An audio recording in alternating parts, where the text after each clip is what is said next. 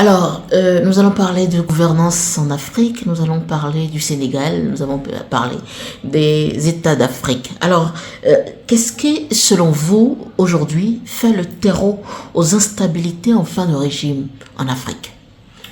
Si vous voulez parler des régimes de manière générale en Afrique, Oui.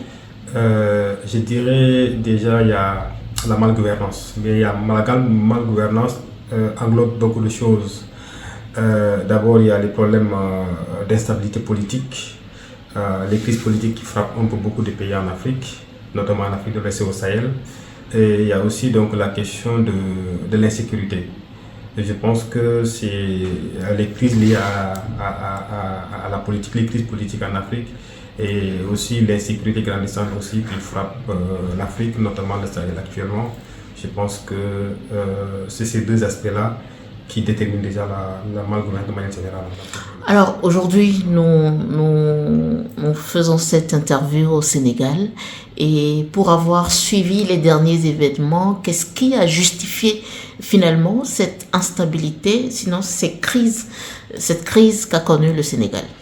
En fait, le Sénégal de manière générale est connu pour être une personne non violente, de manière générale, même s'il y a des crises politiques qui ont fait des mortons depuis un certain nombre d'années.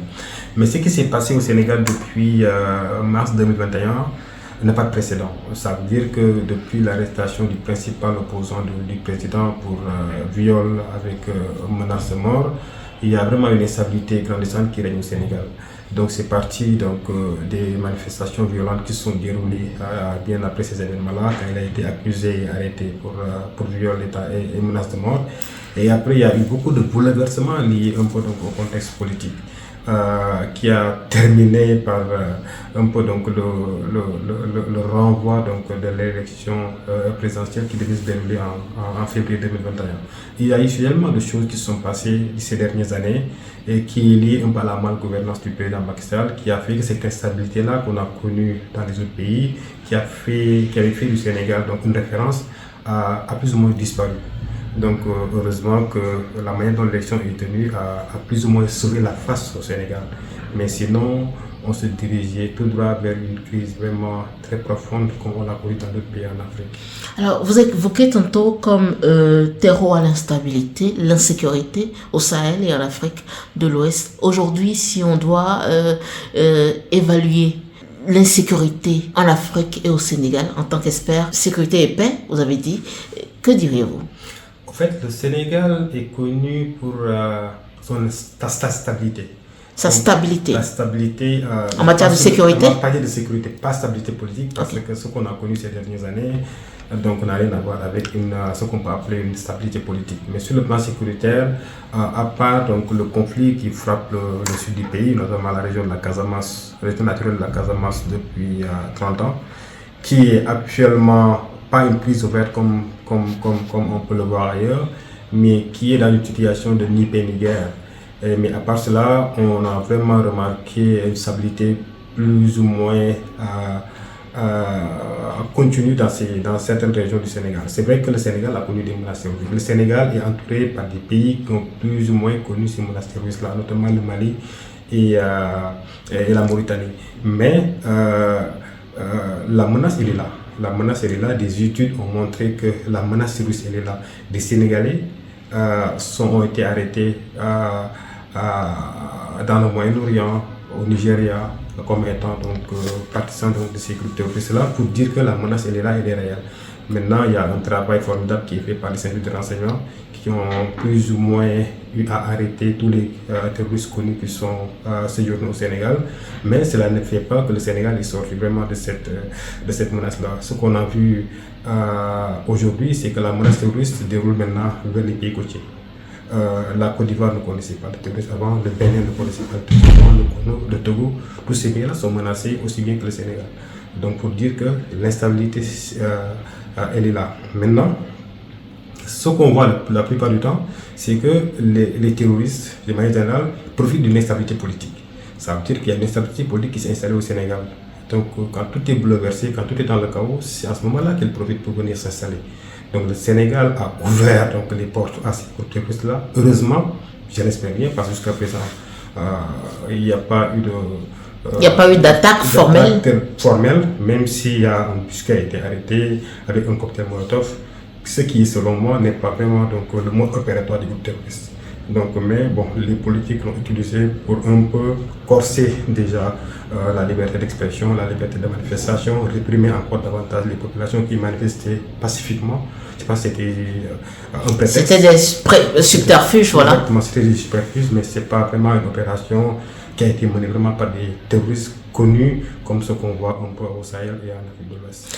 Alors, justement, au niveau des autres États de la sous-région, des pays du Sahel, aujourd'hui, on a remarqué quand même cette prise de pouvoir dans des contextes un peu pour décrire ce qui s'est passé, de coup d'État.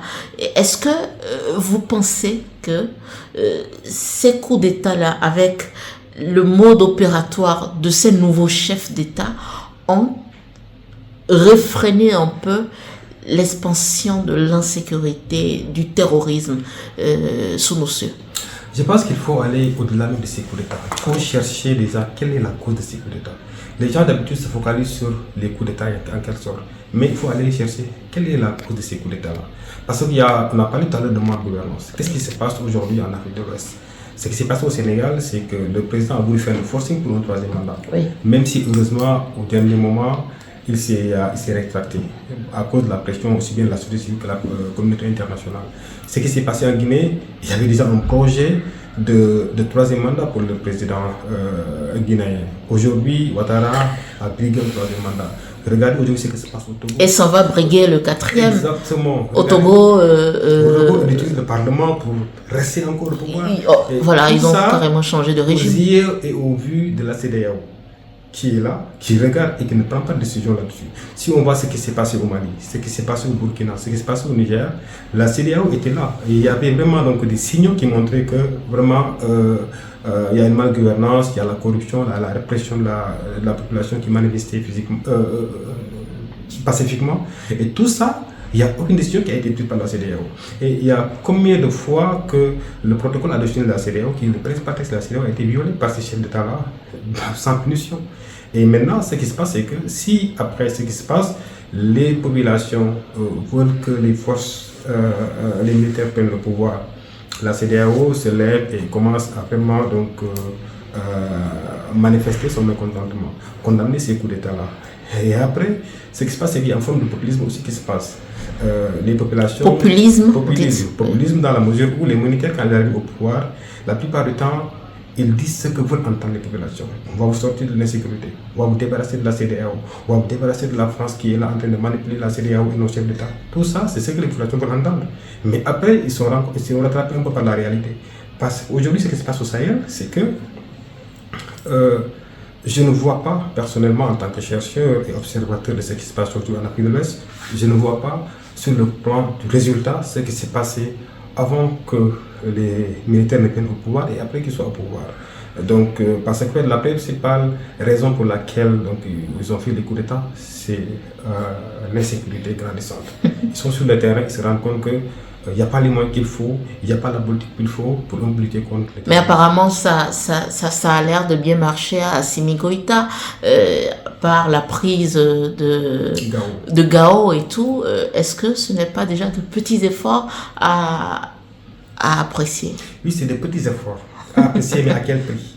À quel prix? Parce qu'aujourd'hui, ce qui se passe, c'est que personne n'est sur le terrain, les droits de l'homme sont en train de s'inquiéter sur ce que fait, parce que personne n'est au courant de ce qui se passe.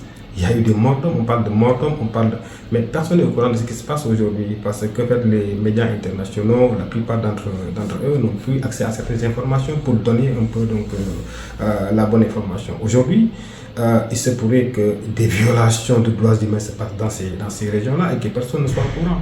On parle de combien de personnes qui ont été tuées par des militaires, des civils. Personne n'en parle. Donc ça, c'est des réalités qui sont là. Mais bon, ce qu'on peut dire, c'est que pour le cas du Mali, la reprise de Gao a été une victoire pour l'armée malienne. Tout le monde en parle. Mais à quel prix, on ne sait pas. Aujourd'hui, moi, ce que je constate, c'est qu'au Burkina Faso, la moitié, donc presque plus de la moitié du pays est occupé par les groupes armés aujourd'hui. Même si le président dit qu'ils peuvent avoir accès à toutes les zones, ça risque aussi à démontrer parce que Moi qui ai été au Burkina plusieurs fois, qui a rencontré les personnes de la société civile, qui a discuté avec eux, cela ne reflète pas vraiment donc, ce que dit le président. Mais ils ont la volonté. Ils ont la volonté parce que ce que je salue, c'est vraiment cette volonté-là à vouloir sortir donc, de l'Afrique de l'Ouest de ces problèmes-là. Mais il ne faut vraiment donc pas dire on ne peut compter que sur nous-mêmes. C'est débarrasser de tout le monde. Pour moi, par exemple, le fait d'avoir quitté la CEDEAO n'a pas été une décision réfléchie. Si on veut changer les choses, il faut qu'on les change de l'interne. C'est vrai que la CEDEAO fait beaucoup d'erreurs sur le cas de ces coups d'État-là. Non seulement la CEDEAO n'a pas condamné la politique des chefs d'État qui ont été élus démocratiquement, qui était une politique vraiment pas en phase avec la volonté des populations, même si ils ont été élus par ces populations-là. Et après, quand il y a coup d'État, c'est la CEDEAO qui se lève pour sanctionner ces régimes-là. Et ces sanctions-là, je pense qu'ils ont plus d'impact sur les populations que sur les tenants du régime. Ça aussi, c'est une réalité. Donc, vraiment, la politique de la CEDEAO a été vraiment à déphasage avec un peu la volonté de la population, des peuples de ces pays-là. Quand ils ont pris la décision d'attaquer militairement le Niger pour rétablir l'ordre constitutionnel, je pense que ça, c'est la décision la plus stupide que la CEDEAO ait tenue. Et maintenant, voici les conséquences. Ces trois pays-là créent leur alliance et décident de quitter la CEDEAO. Et maintenant, ils sont dans une position de force parce que la CEDEAO qui est maintenant en train de négocier pour qu'ils restent dans la CEDEAO. Et je pense que tout ça, c'est les conséquences des erreurs qui ont été faites par la CEDEAO après que ces coups d'État-là ont été tenus. Est-ce que quand on revient au Sénégal, finalement, alors le nouveau président Diomaye Faye, qui dans sa ligne de conduite est plutôt dans une posture plus modérée vis-à-vis de la CEDEAO, est-ce qu'il a raison? Est-ce qu'il a donc raison selon vous? Vous savez, moi j'ai été un peu surpris par le premier communiqué de la CEDEAO quand le président Macky Sall a pris la décision par décret de renvoyer les élections. La CEDEAO a salué la décision. Et elle a appelé à la société civile, à plus de retenir aux parties prenantes de la politique à un peu privilégier le dialogue. J'étais un peu surpris. Heureusement que la CEDEAO s'est retraitée après quand ils se sont rendus compte qu'ils sont en train de faire une erreur. Donc ça, c'était vraiment donc, l'erreur encore qu'ils avaient répétée, qu'ils ont l'habitude de faire et qu'ils avaient répété aussi vis-à-vis du Sénégal. Parce qu'en fait, il y a comme un club de chefs d'État, comme on dit au sein de la CEDEAO, c'est des gens qui se protègent entre eux. En ce moment-là, Macky était donc membre de la CEDEAO en tant que président du Sénégal et ses pairs ne voulaient pas prendre une décision qui allait le fragiliser davantage. Un autre exemple, lors donc, du sommet des ministres des Affaires étrangères de la CEDEAO, la question du Sénégal a été voulue discuter. Mais le ministre des Affaires étrangères sénégalais a dit non, le problème du Sénégal n'est pas grave au point que ça nécessite un point dans l'agenda sur lequel nous allons discuter. Et finalement, le problème du Sénégal a été retiré de l'agenda. Pour dire qu'ils étaient en train de caresser le Sénégal sur le sens des poils. Maintenant, ils sont fait face à la réalité. Ils ont su que la société civile sénégalaise, les populations n'étaient pas d'accord avec cette décision-là. Ils sont rétractés pour dire au président conformez-vous à la Constitution, conformez-vous au texte des lois du Sénégal. Je pense que ça, c'est des erreurs que la CEDEAO a eu à faire. Heureusement qu'il s'est rattrapé. Maintenant, Bassirou Diomaye comprend qu'il y a des choses à changer au sein de la CEDEAO.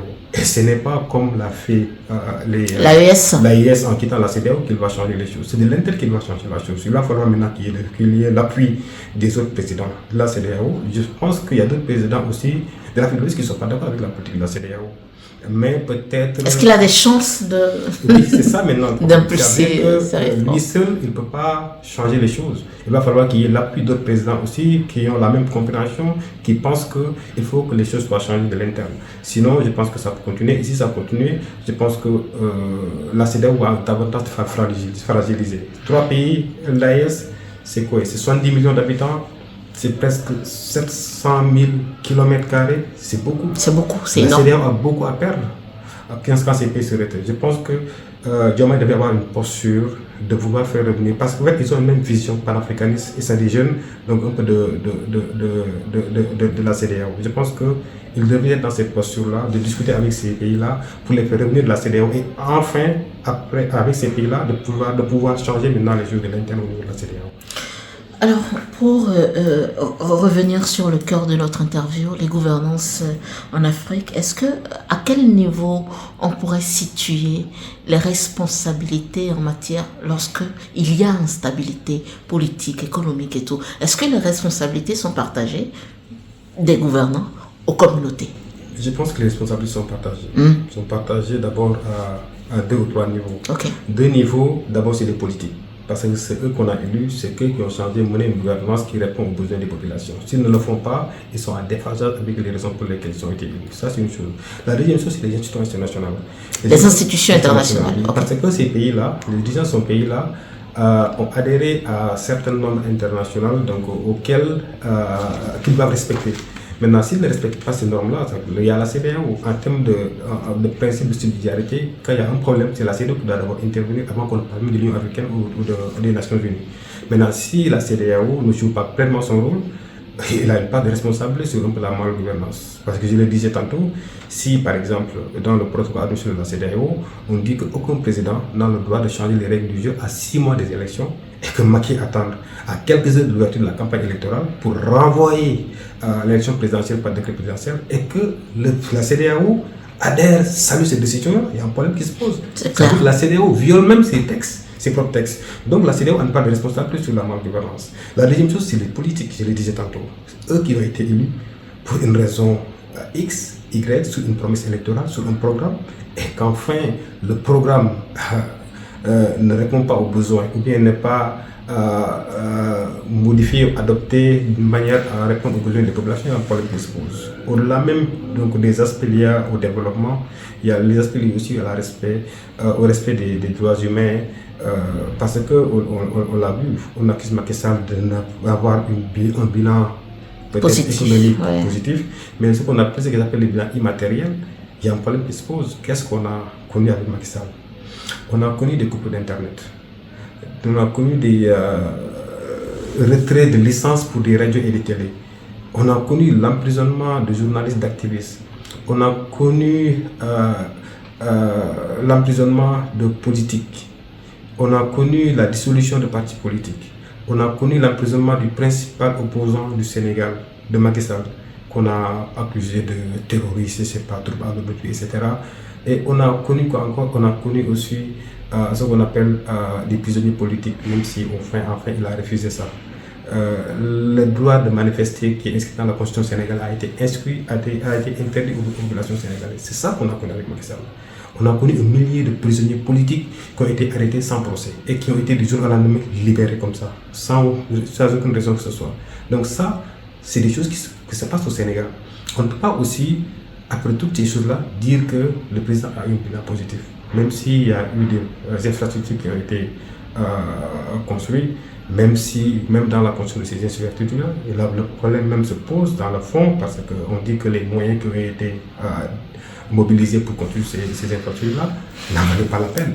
On dit aussi que la corruption elle est grandissante au Sénégal en certains moments. Aujourd'hui, on est en train de publier des rapports des structures sénégalaises, notamment l'inspection générale d'État, notamment l'OFNAC et autres sont en train de publier les rapports qui ont été publiés, qui ont été produits, mais pas publiés parce que le président ne voulait pas que ce soit public, rendu public. Donc tout ça, c'est un peu une manière de favoriser la corruption. Donc ça, on ne peut pas, au vu ou au su de tout ça, considérer comme que c'est un bilan positif. Est-ce qu'en termes de responsabilité, il n'y a pas une part pour les communautés aussi? Parce que finalement, c'est elles qui élisent les gouvernants. Est-ce que fondamentalement, sous nos cieux, on choisit mal nos dirigeants? Parfois, on dit que chaque pays n'a que le dirigeant qu'il mérite. Mais en fait, moi, ce que je pense, c'est que ça dépend de comment on vote dans certains pays. Par exemple, si on prend l'exemple du Sénégal, il y a ce qu'on appelle le vote régional. Le régionalisme, si vous voulez. C'est vrai que ce n'est pas positif, dans la mesure où je pense que chaque personne doit être élue sur la base d'un programme.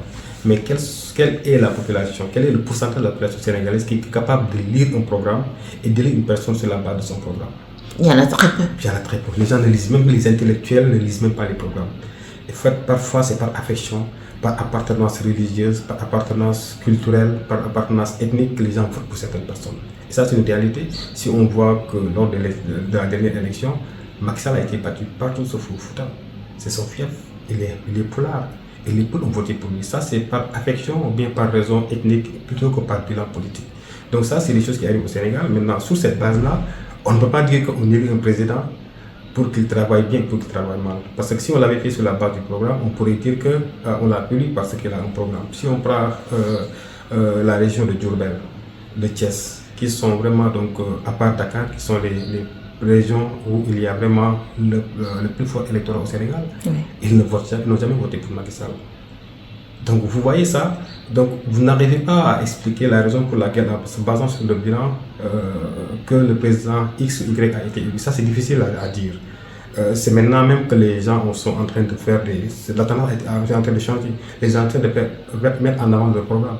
Mais avant, ils ne mettaient pas en avant le programme. Et si vous voyez l'opposition, quand ils font en campagne électorale, au lieu de dire voici ce que nous comptons faire, ils disent voici ce que Macky Sall a mal fait. Ça fait qu'ils se basent un peu sur les points négatifs du bilan du président sortant. Donc sur cette base-là, on ne veut pas dire que les populations élisent les présidents sur la base de programme.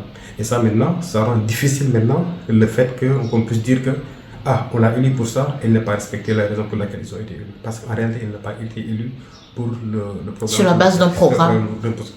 Est-ce que vous espérez que ça change un jour en Afrique ou historiquement et même en termes de perspective, ça risque de rester comme ça? Oui, en fait, le changement qu'il y a eu cette année lors de ces élections-là, c'est pour le cas de PASTEF ou bien de Diomaye Président, la coalition Diomaye Président, on parlait beaucoup de projets. Parce que le programme s'appelle le projet. On a beaucoup parlé du projet. Et ça, c'était pour la première fois que je l'entendais. Donc ça veut dire que peut-être la tendance était en train de changer. Il y a aussi donc les primo-votants qui arrivent, qui sont des jeunes intellectuels, qui suivent Sonko ou bien le passé pendant des années. Qui, d'une manière ou d'une autre, comprennent les enjeux. Exactement, comprennent les enjeux. Ils sont en train de voir qu'est-ce qui ne va pas, qu'est-ce qui va. En fait, je pense que la tendance est en train de changer. Si on prend le Sahel de manière globale, aujourd'hui, un jeune du Sahel, vous lui dites la France, il dit la France c'est les intérêts, la France c'est mauvais, la France c'est ci, la France c'est là, ils sont en train de manipuler nos présidents. La CEDEAO, non, la CEDEAO, c'est des gens de géopolitique que les gens ne comprenaient pas avant, mais que les jeunes ont plus tendance à comprendre aujourd'hui. Et ça aussi, ça peut changer la donne, je pense, dans les années à venir. Et dans la sous-région? Oui, dans la sous-région aussi, c'est pareil, c'est pareil. Je pense que la tendance est en train de changer. Seulement, comme tu le disais tantôt, on est dans le populisme là, qui fait que voilà, les jeunes sont là, en bas la France, en bas la CEDEAO, en bas les occidentaux, vivent les coups d'État, vivent les militaires, mais après ils sont rattrapés un peu par la réalité. Et justement, par rapport à ce à ce populisme-là, moi ma question aussi c'est, est-ce que vous pensez que ces nouveaux régimes-là, surtout issus de coups d'État, sont à même à répondre efficacement aux besoins des populations? Vous savez, ces nouveaux régimes-là, on les appelle régimes de transition. Vous savez, ils sont une transition entre un régime démocratiquement élu et un autre régime démocratiquement élu. Mais ce que nous voyons aujourd'hui, ça veut dire que ce pas des gens qui sont prêts à partir. C'est ça en fait. Si par exemple vous suspendez les activités des partis politiques, vous dites, par exemple au Mali, comme voilà, ça se passe. Je prends l'exemple de la CEDEAO, je pense que vous ne pouvez pas prendre des engagements aussi importants sans passer par le Parlement, sans consulter la population, ne serait-ce que par référendum. Je pense qu'aussi pour quelqu'un qui est là pour se charger des choses courantes, le temps d'organiser des élections, ne doit pas prendre des décisions aussi fortes. Maintenant, moi personnellement, je ne suis pas de ceux qui pensent que les présidents sont les militaires sont de mauvais présidents. Pour moi, il n'y a pas une école où on apprend à être président. D'ailleurs, j'ai l'habitude de dire, quels sont les présidents qu'on cite en exemple aujourd'hui? On dit Thomas Sankara, en Afrique, c'était un militaire. On dit par exemple Rawlings au Ghana, c'était un militaire. Ouais. On dit par exemple Kadhafi, même si respect des droits humains était là, on le cite en exemple, c'était un militaire. Au Rwanda, puis encore c'était un rebelle. Donc on peut dire que les militaires sont de main de mauvais présidents. Parce qu'il n'y a pas d'école où on apprend à être président. Mais ce qu'on peut dire, c'est qu'il faut parfois être de bons leaders. Avoir un bon esprit de leadership de panafricanisme pour faire sortir l'Afrique de ces problèmes-là. Et parfois aussi, c'est très difficile. Vous savez, c'est facile de critiquer quand on est dedans, mais quand on rentre à l'intérieur et qu'on soit face à certaines situations, on se rend compte que c'est aussi compliqué, c'est plus compliqué qu'on l'avait imaginé. Je pense que les militaires, ce qu'ils auraient dû faire, c'est essayer de gérer les choses, organiser des élections et partir. Tout en s'assurant de laisser le pays entre de bonnes mains. Mais s'il reste, plus ils durent dans ces pays-là, plus leurs lacunes sont en train d'être vues, Et plus maintenant, ils bénéficient de moins en moins de l'appui et de soutien des populations. Et ça, ce n'est pas bon aussi pour leur image. Et aussi, c'est dans ce contexte-là, finalement, parce que c'est pour, bien souvent, malgouvernance qu'on a les coups d'État. Alors, moi, je veux savoir quelle réponse, alors, peut-on apporter au problème de la malgouvernance en Afrique et qui pour apporter cette réponse-là? Vous savez, ce qui s'est passé au Sénégal, ce que l'histoire, c'était tout à l'heure, sous le régime de Macky Sall. Pour moins que ça, dans d'autres pays, les populations disent, les militaires prennent vos responsabilités. Et l'armée dit, on va se débarrasser du président. Pour moins que ça. Mais vous savez, le Sénégal, je pense, est un exemple. On doit servir d'exemple aux autres pays. Pour dire que la jeunesse ne doit pas être une force de contestation. La jeunesse doit être une force de proposition. Le passé est formé pour la plupart des jeunes. Les jeunes qui sont conscients de la malgouvernance au Sénégal, qui sont conscients de la responsabilité de changer les choses, qui ont créé un parti politique, qui se sont battus, qui ont été emprisonnés, qui ont été réprimés, mais qui sont restés là pour se battre jusqu'à aujourd'hui, prendre le pouvoir et pouvoir gérer d'eux-mêmes. Je pense que ça, c'est une solution. On n'a pas besoin de toujours faire recours aux militaires pour changer les choses. Les jeunes peuvent être une forte proposition. Les jeunes peuvent créer leur parti politique, créer leur mouvement politique, demander à avoir le pouvoir, aussi bien au niveau local qu'au niveau législatif et au niveau plus global. Et maintenant, proposer des choses et exécuter ces choses-là. Je pense qu'il ne faut pas toujours que les gens se disent les militaires prennent le pouvoir parce qu'ils sont mauvais. La jeune doit prendre ses responsabilités, proposer quelque chose et maintenant, donc, s'il est soutenu par la population, essayer de changer les choses. Pour refléter au mieux notre engagement envers les communautés au Bénin, en Afrique et dans le monde, votre plateforme média Reporter Bénin Monde embrasse une plus large vision et devient Reporter Média Monde. Nous sommes le trait d'union entre les communautés et les gouvernants. Suivez-nous via notre site www.reportermediamonde.com et en vous abonnant à nos différentes pages sur les réseaux sociaux. Reporter Média Monde.